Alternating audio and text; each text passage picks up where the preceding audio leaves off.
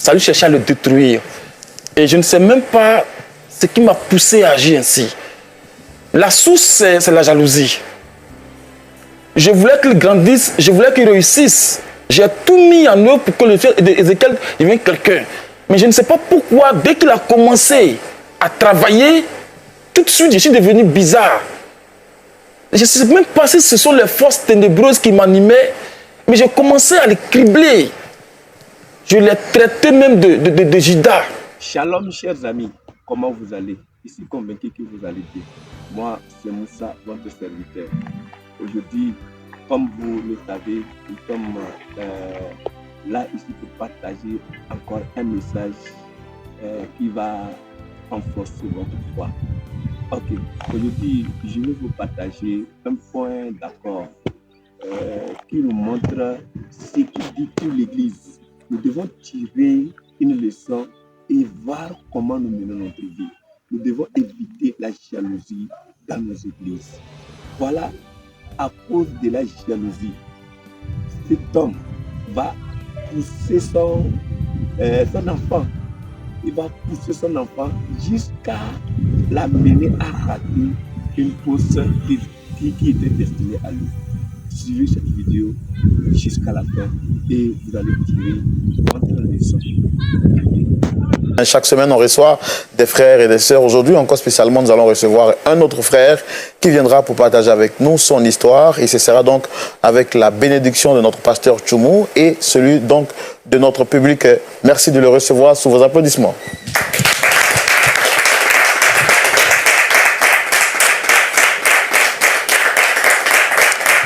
Shalom à vous. Shalom, pasteur. Merci de vous installer. Merci, présentateur. Alors, comment est-ce que vous allez? Ça va bien, par la grâce de Dieu. Super, on est très content de vous recevoir ici aujourd'hui. Alors, généralement, je me fais le plaisir de présenter les personnes qui viennent avant que même ces personnes ne puissent entrer ici sur ce plateau avec nous. Mais aujourd'hui, on va vous laisser le soin à vous de vous présenter. Ok, merci, c'est un journaliste. Moi, c'est monsieur Ézéchiel. Et il faut dire que je suis conseiller client dans une structure bancaire de la place. D'accord. En tout cas, vous avez la voix d'un conseiller client. Merci beaucoup. Alors, et vous êtes chrétien, vous partagez vos cultes dans une assemblée, c'est ça? Oui, effectivement, je suis chrétien. Je fais mes cultes dans une assemblée, oui, chaque dimanche. Je suis régulier, j'honore la parole de Dieu. J'agis en fonction de la parole de Dieu. On peut dire ça. D'accord. Et si vous êtes ici aujourd'hui, c'est parce que vous avez une histoire à partager avec nous. Et là, aujourd'hui, vous avez une chaise qui est juste en face de moi. Quelle est la personne que vous souhaitez rencontrer ici? Eh bien, merci beaucoup. Il faut dire que je suis issu d'une famille modeste, une famille très modeste. Et après l'obtention de mon bac. Non, ça, je pense que vous avez commencé à raconter l'histoire. On va le faire tout de suite dans notre rubrique Le Grand Déballage. Oui. Mais je demande quelle est la personne d'abord que vous souhaitez rencontrer ici d'abord. Celui dont je souhaite rencontrer aujourd'hui, c'est mon mentor. Quelqu'un qui a été vraiment d'un appui remarquable dans ma vie. Quelqu'un qui m'a beaucoup soutenu à un moment donné de ma vie. Quelqu'un qui a été vraiment qui a permis à ce que je sois ce que je suis aujourd'hui. C'est quelqu'un de bien, de gentil. Mon mentor en fait, un modèle dans la foi. D'accord. Donc tout à l'heure, on a vu que vous étiez vraiment impatient de partager l'histoire avec nous. On va le faire dans notre rubrique Le Grand Déballage et c'est tout de suite. Voilà, vous nous parliez à présent de votre mentor que vous souhaitez rencontrer. Parlez-nous un peu de votre relation avec votre mentor. Eh bien, il faut signifier que, avec mon mentor, les relations étaient au départ bonnes. Les relations étaient courtoises. Comment vous l'avez connu d'abord, avant de parler de vos relations?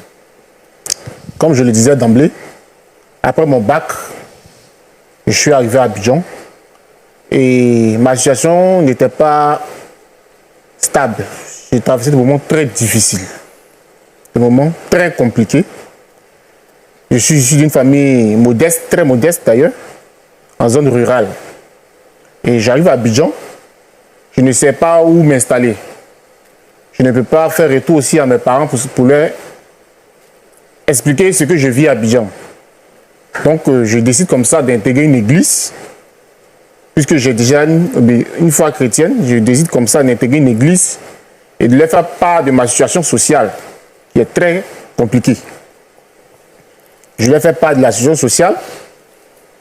L'église, voyant que effectivement, ce n'était pas de ma faute ce qui m'arrivait, bon, ils ont pris à cœur. C'est ainsi que mon père spirituel a eu l'aimabilité de me recevoir dans sa demeure. Il a eu l'aimabilité de me recevoir chez lui. J'ai vécu chez lui. J'ai mangé chez lui. Il était à mes petits besoins. Il me conseillait un peu par rapport à la vie à Abidjan et la vie spirituelle. C'est dans cette optique-là qu'on s'est connus, à l'église. C'est comme ça, lui et moi, on a fait connaissance. J'ai fait petit. D'accord, donc vous l'avez rencontré par rapport à votre situation sociale qui était très difficile. Il a accepté de vous apporter soutien. Il ne vous connaissait pas avant, c'est ça? Non, pas du tout. Et les choses se sont bien déroulées. Effectivement. Vous avez passé combien de temps chez lui? Et depuis combien de temps ça dure que je veux dire, votre relation, vous avez passé combien de temps avec lui? J'ai passé 5 ans avec lui.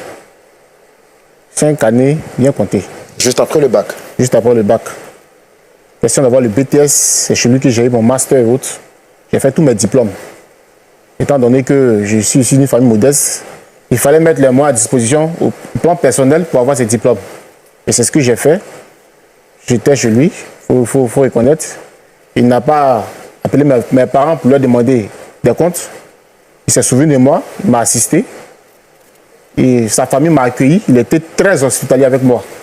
Très, très courtois avec moi, très, très gentil. Il était un père pour moi. Sinon qu'il est encore mon père même, si je peux le dire. Alors pourquoi vous souhaitez le rencontrer aujourd'hui s'il a été tellement gentil avec vous? C'est vous qui lui avez fait quelque chose de mal et vous souhaitez lui demander pardon? Bon. À cette question, je suis un peu perplexe. Je voulais un peu qu'il éclaire un peu ma lanterne. Parce que quand je suis allé chez lui, tout était, comme on le dit, rose. Tout allait bien. Je lui rendais service, j'étais à ses petits soins. Puisqu'on était en même temps aussi dans la même communauté. J'étais souvent, si on peut le dire, à ses ordres. Je l'ai toujours estimé, puisqu'il a porté son affection pour moi. Et chemin faisant, à un moment donné, je cherchais du travail après l'obtention du BTS. Je cherchais du travail, de ça et là. C'est ce que Dieu aussi se souvient de moi et qu'il m'ouvre les portes dans une structure financière, comme je vous l'ai aussi mentionné, en tant que conseiller client. J'ai eu la chance d'avoir du travail en tant que conseiller client. Et c'est en ce moment-là, précisément, que les rapports entre moi et mon mentor se sont détériorés. Tout a volé en éclats.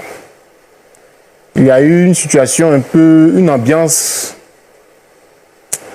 un peu lourde, situation d'ostracisme, de rejet. Bon, je n'ai pas compris. Je me suis dit que c'est un homme. Bon, tous les hommes ont des humeurs, tous les hommes ont des comportements. Mais qu'est-ce qui peut le motiver à agir de la sorte? Je ne savais pas. Bon, mais je ne faisais pas de prise de bec avec lui. C'est-à-dire que je ne faisais pas de chaufferie avec lui. Étant donné que je ne suis pas chez moi, donc je n'ai pas le droit de lever le ton sur lui, de lui dire des choses. Tout ce qu'il me disait, j'acceptais. J'ai fait profil bas, mais la relation allait de mal en pire. La relation allait de mal en pire. Et même au niveau de la communauté aussi, ça s'est ressenti au niveau de la communauté. Tout était devenu lourd. Je ne savais pas pourquoi. C'est comme ça un jour aussi que j'apprends que mon mentor dit des choses de moi dans la communauté que nous deux on fréquente. Et le pire, étant dans ma structure, j'avais postulé au poste pour entrer dans le service de comptabilité. Et tu vois que là-bas, c'est de l'argent. Donc, il fallait renseigner les papiers. Et quand j'ai renseigné les papiers, ils m'ont demandé quelle personne que la structure peut contacter en cas de besoin. Bon, évidemment, mes parents sont dans les zones rurales, très modestes. Qui choisit? J'ai choisi automatiquement celui-là qui m'a fait confiance, sans me connaître. Il m'a pris celui qui m'a tout donné. C'est celui-là que j'ai choisi comme la personne qui devait, voilà, à contacter en cas de besoin. C'est celui-là que j'ai choisi. Et ce concours interne n'a pas réussi.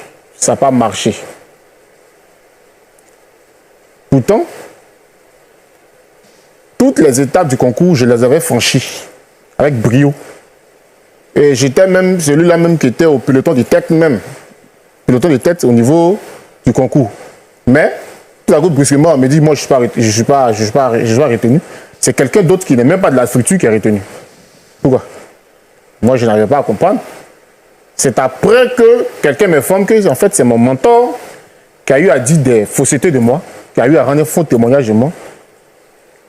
C'est lui qui a dit des faussetés de moi, qui a même dit que j'ai détenu l'argent à l'église et que j'étais un voleur, que je voulais dans sa maison.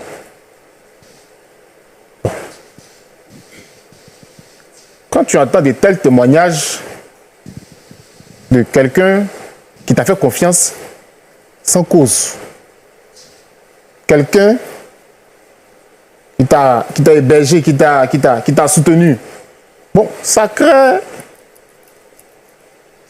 Ça dit que ça crée un traumatisme. Mais pourquoi lui, il peut dire ça de moi? Pourquoi il peut trouver des errements sur moi? Pourquoi il peut dire de telles choses sur moi? Je n'arrivais pas à comprendre. Qu'est-ce qui l'a motivé à dire de tels trucs sur ma personne? Quelqu'un pour qui j'ai eu de l'estime, quelqu'un qui m'a apporté son affection. Au moment même, bon, où il ne pouvait même pas le faire, il n'était même pas c'était pas dans son devoir de le faire, il l'a fait. Et à ce point précis là, il dit de telles choses sur moi, je n'arrive pas à comprendre. Laissez-moi dire, je n'arrive pas à comprendre. C'est ce qui a fait que, étant donné que cette lucane là aussi a restauré beaucoup de personnes par une émission que je suis, j'ai décidé de le convoquer en ce jour et l'inviter ici pour qu'il s'explique. Voilà. Qu'est-ce qui a pu l'encourager à faire cela? Ça en fait. D'accord, mais vous êtes, quand vous parlez de mentor, c'est après vous êtes son filleul, vous pouvez aller vers lui pour lui demander qu'est-ce qui se passe.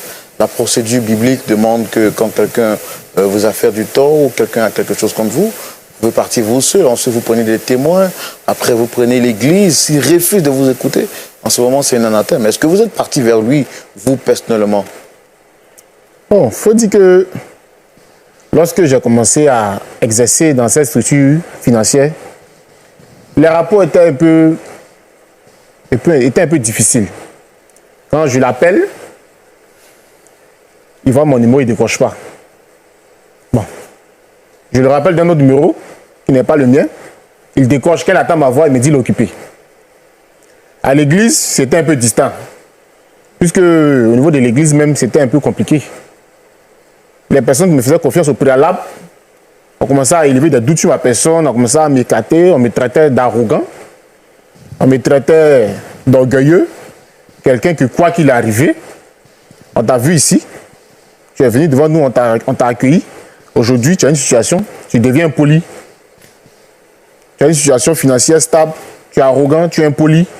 Donc, j'avais du mal même à rentrer en contact avec lui. Et bien, quand je le vois à l'église, il me dit, j'ai une réunion, je viens tout à l'heure. C'est ce qui m'a motivé même à quitter chez lui. C'est ce qui m'a motivé à quitter chez lui pour prendre moi-même ma démarche. Vous êtes parti de chez lui comment? En de bons ou en de mauvais termes? Bon, je n'ai pas voulu avoir de prise de bec avec lui parce que c'est un aîné après tout. Quand on te rend service, tu dois avoir de la reconnaissance. La Bible nous l'enseigne. Ce n'est pas à cause d'une situation que va tout faire voler en éclat. Donc j'ai décidé de ne pas faire d'histoire. Je ne veux pas d'histoire.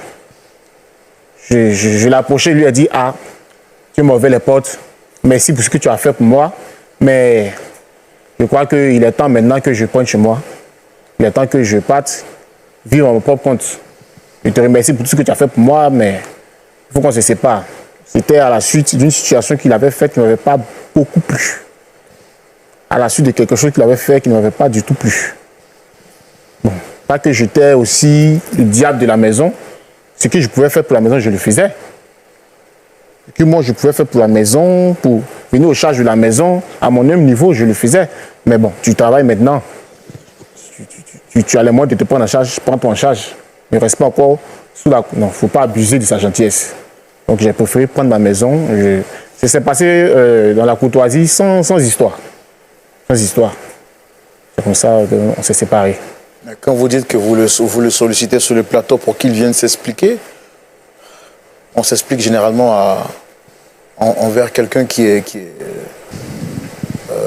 quelqu'un dont nous sommes supérieurs. Alors que vous êtes le filleul, je trouve ça un peu trop osé de votre part en fait.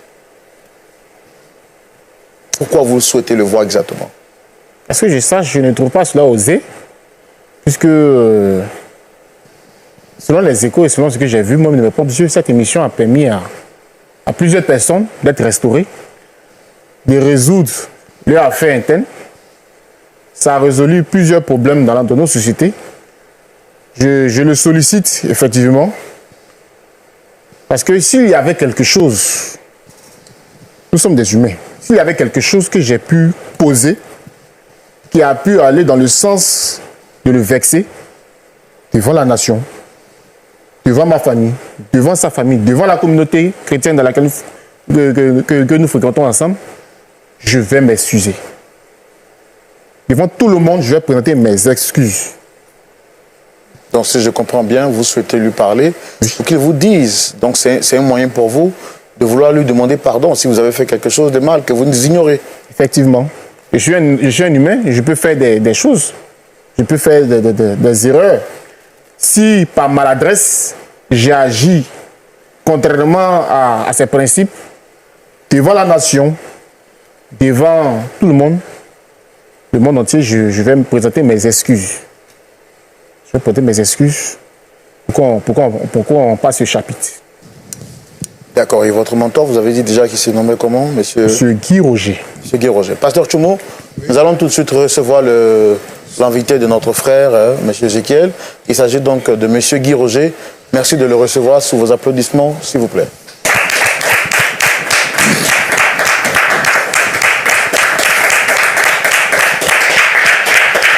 Shalom. Shalom à vous. Monsieur Guy Roger, soyez le bienvenu. Oui, merci. Vous allez bien, j'espère. Oui, ça va, ça va. Ézéchiel. Ézéchiel.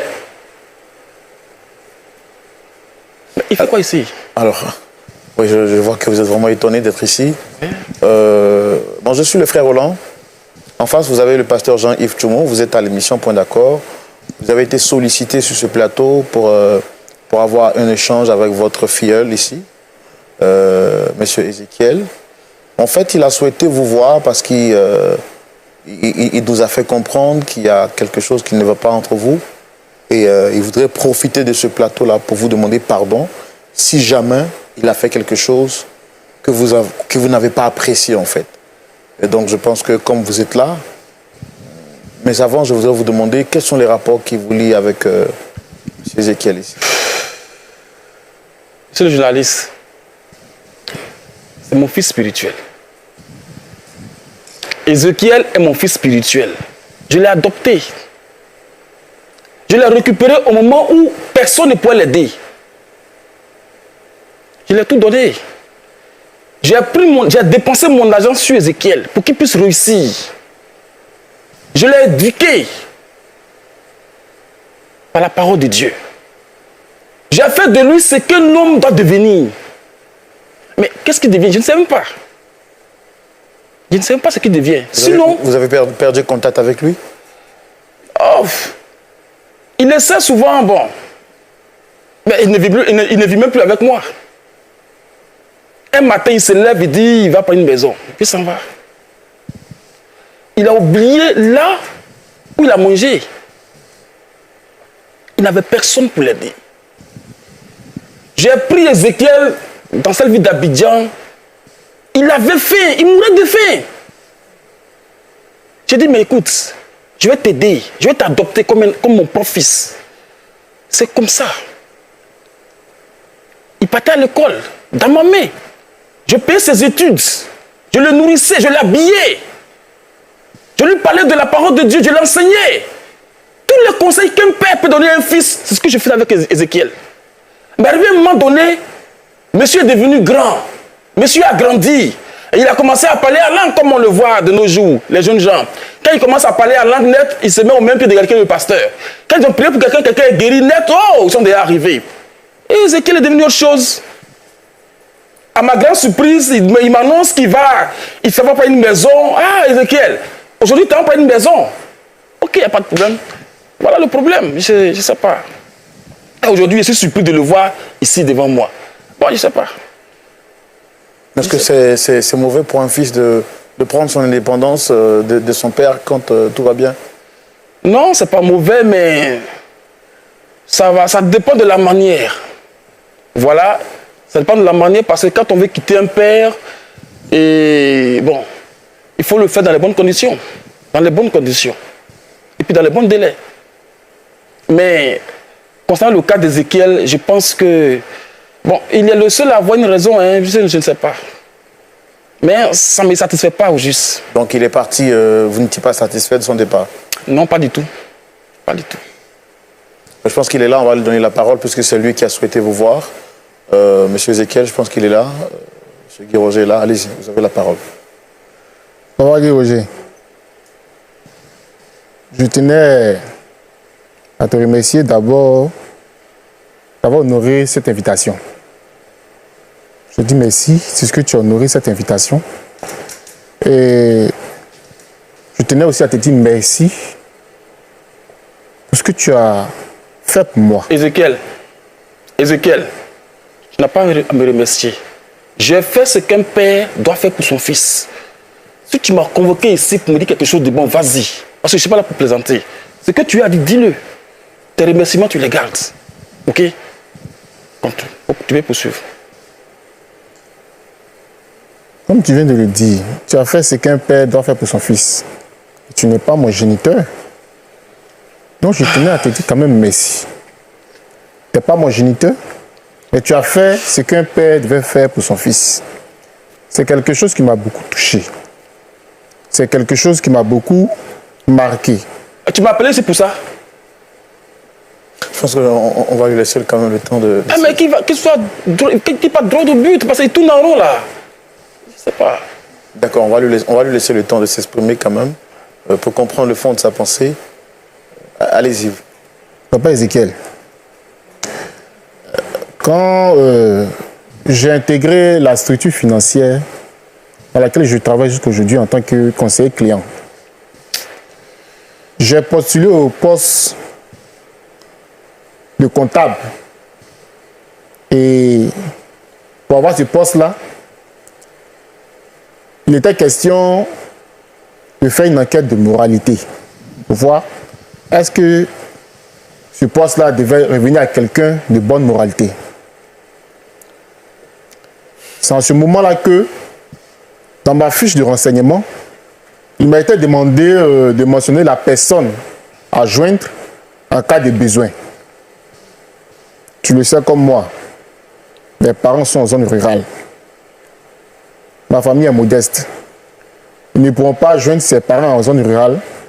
Donc, la première personne qui m'est venue à l'esprit, c'était toi. Je leur ai fait part que, en fait, s'ils devaient contacter quelqu'un, ça serait toi. Je leur ai remis ton numéro. Mais par la suite, alors que j'avais réussi à toutes les étapes, au niveau de l'enquête de moralité que moi je croyais que c'était un acquis, c'est à ce moment-là que j'échoue.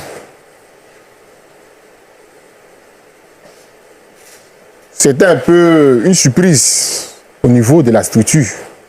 C'était un peu étonnant, mais et puisque même la personne qui a été recrutée ne vient même pas de la structure, c'était une nouvelle personne. Mais on ne peut pas prendre une nouvelle personne pour occuper cette tâche. C'est-à-dire qu'il y a d'autres personnes qui sont là. Donc on ne comprenait pas pourquoi aller chercher quelqu'un ailleurs, et peut-être il y a quelqu'un qui est là, mais qui a un bon témoignage, qui est serviable. Et on me fait savoir que c'est au niveau de l'enquête de moralité que j'ai échoué, parce que tu as dit certaines choses me concernant qui n'étaient pas acceptables pour les enquêteurs. Ézéchiel. On peut voir. Ézéchiel. On peut voir. Je suis qui pour toi? Tu es mon papa. Tu le reconnais? Je le reconnais toujours. Pourquoi tu viens raconter des bêtises comme ça, Ézéchiel? Tu t'es pas élevé comme ça. Je t'ai pas éduqué comme ça, Ézéchiel. Tu me trimbales ici devant tout le monde et puis tu dis non, c'est moi j'ai fait. Ézéchiel, méfie-toi. Tu as pris ça où?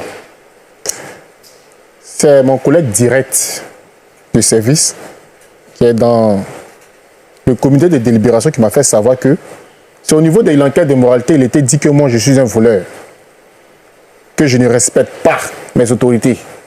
Je suis arrogant, impoli, insolent. Mais attends de telles choses venant de quelqu'un qui a été aussi généreux. Bon, ça m'a beaucoup traumatisé. Et ça venait de moi? C'est ce qui m'a fait croire. Ça venait de moi?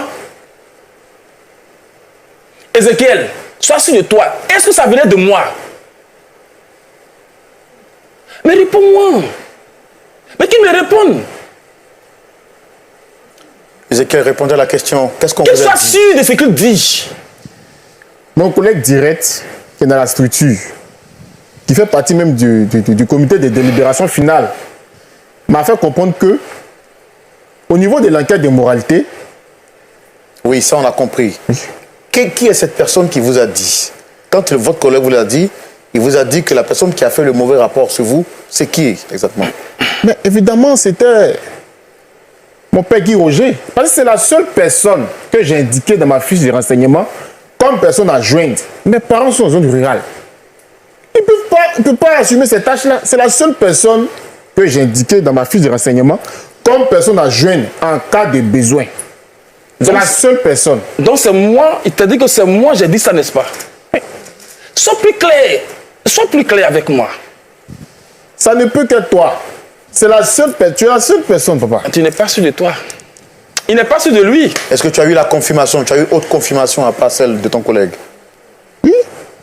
Parce qu'on ne comprenait pas comment se fait que ce poste qui était dévolu à un ancien de l'entreprise puisse revenir à quelqu'un qui n'était pas dans l'entreprise. On l'a déjà compris. À part votre collègue, est-ce que vous avez eu autre confirmation? Effectivement, j'ai eu d'autres confirmations que... Parce que j'avais passé toutes les étapes. C'était la dernière étape pour avoir le poste. Et qui c'est qui a confirmé à part votre collègue? La secrétaire du DG m'a informé que c'était au niveau de l'enquête de moralité que j'ai échoué. Ce que nous on veut comprendre, nous sommes sur un plateau chrétien. Oui. On ne veut pas accuser quelqu'un inutilement. Effectivement. Votre collègue vous a dit qui était à l'origine de ce mauvais rapport. Effectivement. Qui? C'est qui exactement? C'est mon mentor ici présent. La secrétaire du DG a dit que c'était qui? C'était mon mentor ici présent. Il y avait une troisième personne qui avait confirmé? Non, ce sont les deux témoins qui m'ont dit que c'était ça. Monsieur Guy Roger. Ouais.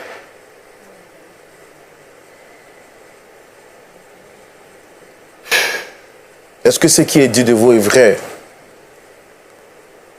Est-ce que vous reconnaissez avoir dans l'enquête de moralité, est-ce que vous avez été contacté par les collègues ou les responsables de votre filleul?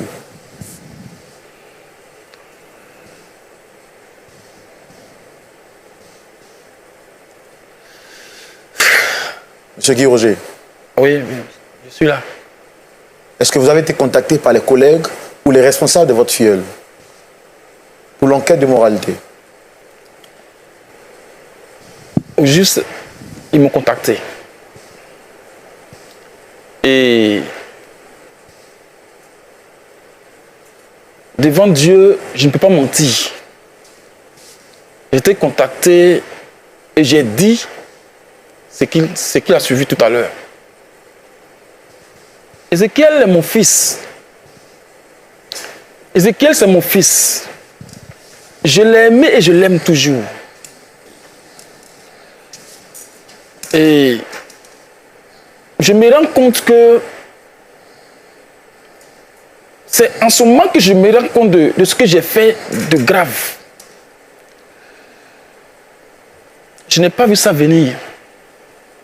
Effectivement, Ézéchiel, c'est moi qui avais agi comme ça. C'est moi qui avais agi ainsi. Donc vous reconnaissez avoir dit des faussetés sur lui. Ouais.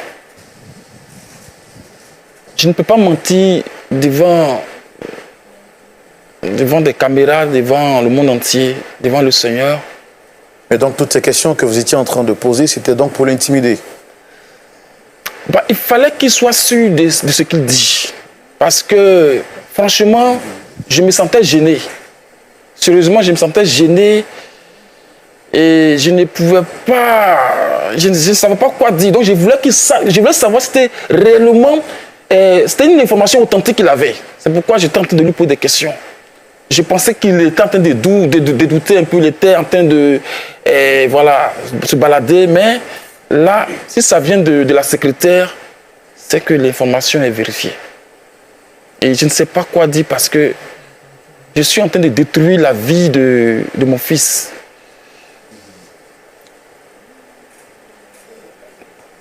Ça me rappelle l'histoire même de David et de Saül. Pendant que David pensait du bien de Saül, Saül cherchait à le détruire.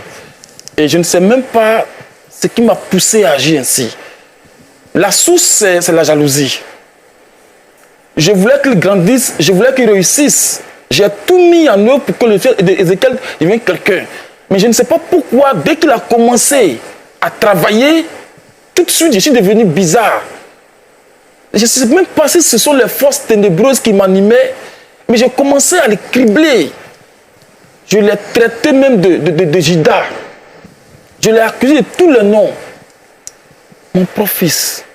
Même dans l'église, dans la communauté, aujourd'hui, personne ne le fait confiance parce que j'ai traité Ézéchiel de menteur, de voleur. J'ai dit même qu'Ézéchiel détournait l'argent dans son entreprise. Je suis allé plus loin. J'ai voulu même pousser une sœur vers Ézéchiel pour qu'elle puisse faire tomber Ézéchiel dans le péché afin de le cribler. Je ne sais pas ce qui m'est arrivé. Ézéchiel. Au revoir. Je ne sais pas si Dieu va me pardonner pour d'avoir eu ce comportement.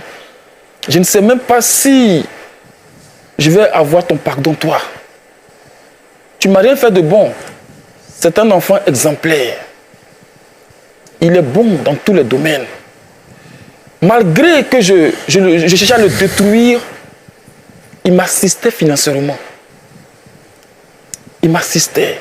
Il essayait de prendre contact avec moi. Il m'appelait, je refusais de prendre les appels. Il cherchait, chaque dimanche, il cherchait à me croiser pour parler avec moi. Mais je l'évitais. Je le poussais à bout. Vous êtes serviteur de Dieu? Oui. Et je ne sais pas si Dieu va me pardonner parce que ce que je viens de faire, ce que j'ai fait à mon propre fils, est impardonnable. Je ne suis même pas digne d'être appelé serviteur de Dieu parce que là, je regrette profondément. Je ne sais pas. Que Dieu m'aide. Pourquoi jalouser ce que vous avez vous-même fait grandir? C'est inimaginable. C'est inimaginable parce que je pense que j'ai été animé par des mauvaises pensées. Ce sont des mauvaises pensées, des pensées diaboliques qui m'ont poussé à détruire la vie de mon jeune Ézéchiel. Et je n'ai même plus de mots actuellement. Je suis vraiment sonné à moi-même. Je suis profondément touché. D'accord, je comprends. Je comprends ce que vous dites. Je comprends ce que vous dites. Pasteur Tchoumou, les surprises, on ne finira pas d'en voir ici sur ce plateau. Nous avons été vraiment servis encore aujourd'hui.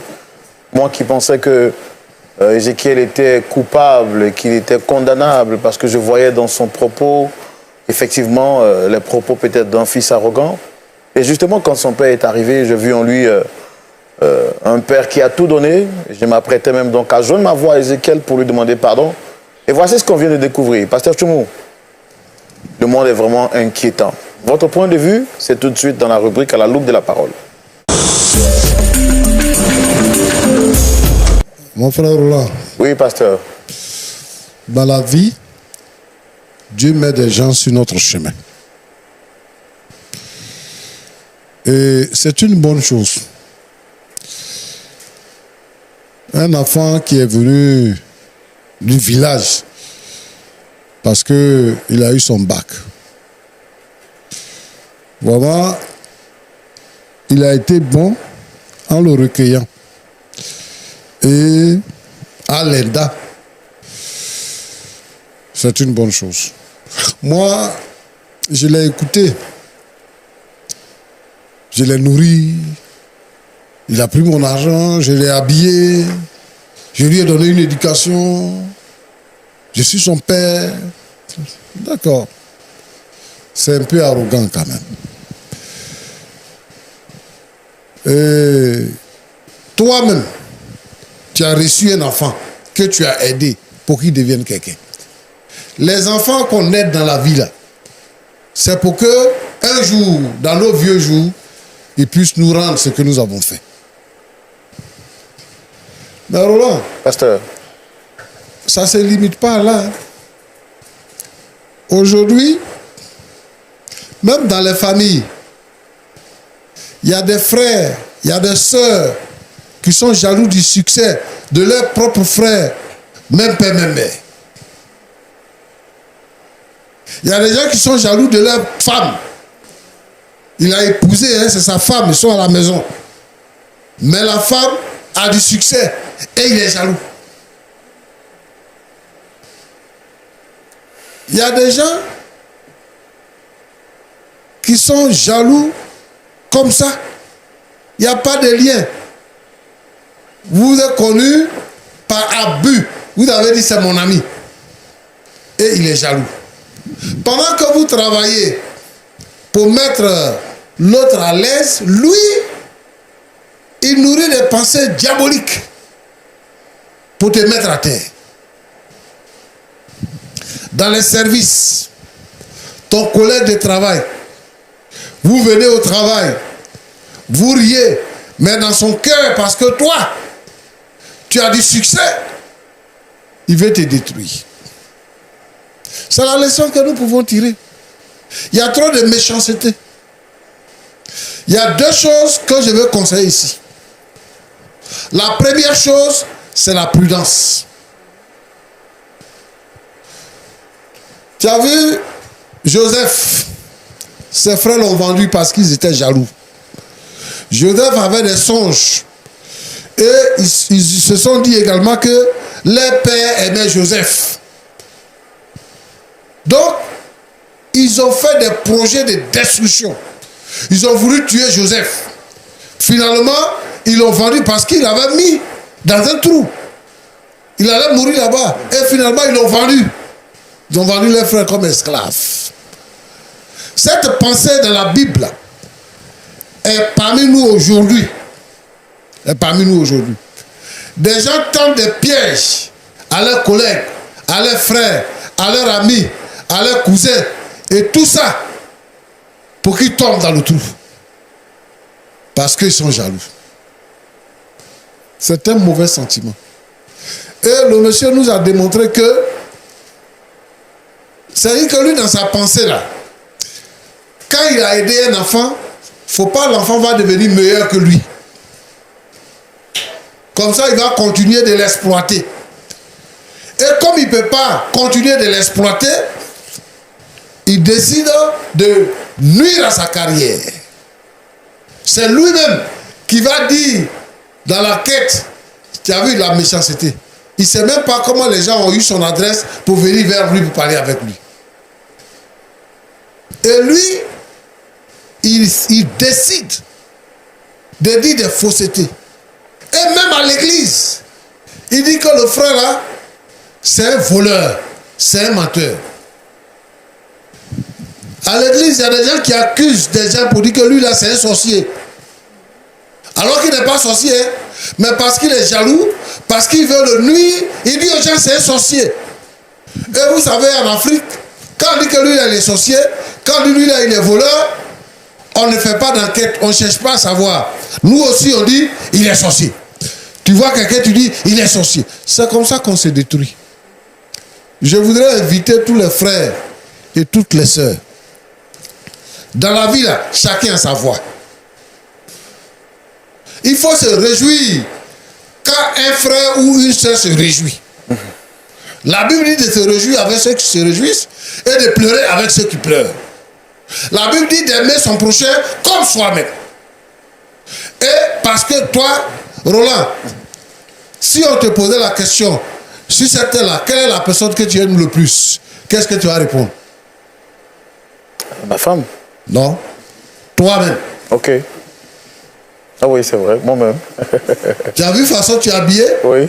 Parce que tu t'aimes. Bien sûr. Et ça te fait plaisir lorsque tu es habillé. Donc, Jésus dit, aime ton prochain comme toi-même. La même manière que tu t'aimes là. Il faut aimer ton prochain comme ça. J'invite donc tous les frères et toutes les sœurs à cultiver l'amour, à ne pas cultiver la haine, à ne pas vivre dans la haine et produire la jalousie. La jalousie est une mauvaise chose. Dans les services, aimez-vous. À l'église, aimez-vous. Dans vos familles, aimez-vous. Et le Seigneur va vous bénir. Amen. Que Dieu vous bénisse. Amen. Waouh, des conseils pertinents. Le pasteur Tchoumou m'a posé la question. Roland, si on te demandait qui est-ce que tu aimes, ta réponse serait laquelle?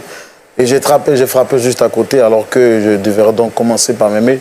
Parce qu'on ne peut pas aimer quelqu'un si on ne commence pas par s'aimer soi-même. Quel est le conseil que vous avez tiré à la lumière de ce que le pasteur Tchoumou vient de dire? Vous avez quelque chose à rajouter rapidement? Oui. Roland? Oui. Je suis désolé. C'est un profond regret. Et j'ai été animé par le diable. Je me suis laissé emporter par l'ennemi, détruire la vie d'Ézéchiel. J'ai été un canal de Satan pour la destruction de la vie d'Ézéchiel. Et aujourd'hui, je vais dire à Dieu que je refuse d'être le canal de Satan pour la destruction de mes prochains. Je ne veux pas être un canal par lequel le diable va passer pour détruire les autres. Je veux être un canal de bénédiction. Et je vais demander vraiment pardon à mon fils Ézéchiel. Lui demander de me pardonner parce que ça ne va plus jamais se répéter. Et je vais récupérer mon fils et il sera le fils bien-aimé qu'il a toujours été. Vraiment, je remercie le pasteur parce que les paroles du pasteur m'ont vraiment touché.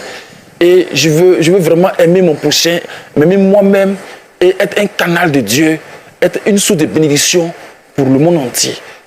Commencez par mon fils Ézéchiel. Donc il est là, demandez-lui rapidement pardon en 30 secondes, on y va. Ézéchiel. Ézé. On va. Vraiment, Ézé, je suis allé très loin, tu sais. Ézé, je suis allé très loin. Aujourd'hui, je me mets à genoux devant toi. Ce que j'ai fait n'est pas bon. Ézé, tu sais, il faut que tu laisses tomber. Est-ce que tu peux me pardonner au moins? J'ai compris. S'il te plaît, Ézé. Roger, je veux que tu demandes pardon à Ézéchiel pour moi. C'est mon fils et j'ai mal agi. Je regrette amèrement. D'accord, on a compris, levez-vous, levez-vous. Vous êtes quand même son père et voilà. Vous avez suivi ce numéro spécial de Point d'accord.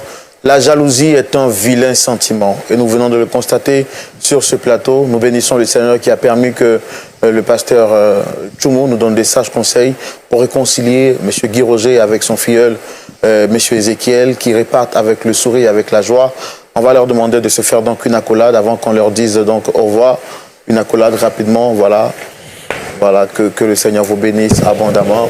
Et puis à vous toutes et à vous tous qui traversez des moments difficiles, nous prions que le Seigneur vous donne la paix dans votre cœur. Ok, comme vous venez de voir, cette personne, à cause de la jalousie, il a amené son enfant à perdre cette opportunité. C'est ce qui se passe aujourd'hui dans notre église.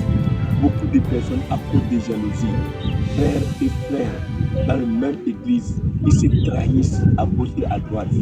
Dieu merci, cette personne s'est retrouvée. Que le nom de Dieu soit loué. Que tout le monde qui se trouve dans cet état se repente et demande pardon. Dieu va le pardonner. Comme vous avez regardé, j'espère que vous avez aimé. Si vous avez aimé, je vous invite à partager ça à vos contacts. Ça peut aussi tirer une leçon. Abonnez-vous également pour